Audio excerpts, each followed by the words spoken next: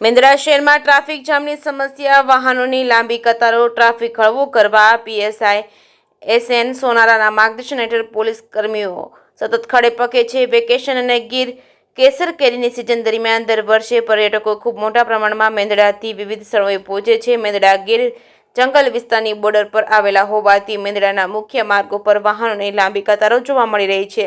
હાલ ઉનાળુ વેકેશન હોવાના કારણે અલગ અલગ રાજ્યો અને શહેરોમાં ટુરિસ્ટો અને પર્યટકો ખૂબ જ મોટા પ્રમાણમાં એશિયાટિક સિંહોની નિહાળવા સાસણ ગીર અને ગીર સોમનાથ તેમજ ઉના તેમજ જમજીનો ધોધ, કનકાઈ બાણે, દીવ, તુલસીશ્યામ વગેરે સ્થળો પર ખૂબ મોટી સંખ્યામાં લોકો ફરવા આવી રહ્યા છે।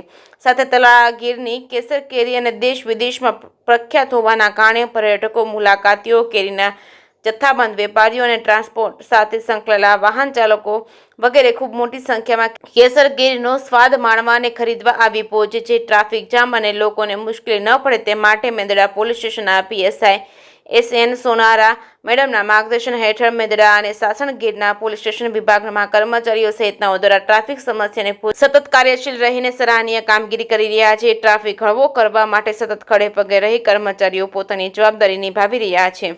જે કેસ ન્યૂઝ ગુજરાતી સાથે કમલેશ મહેતા, મેંદડા।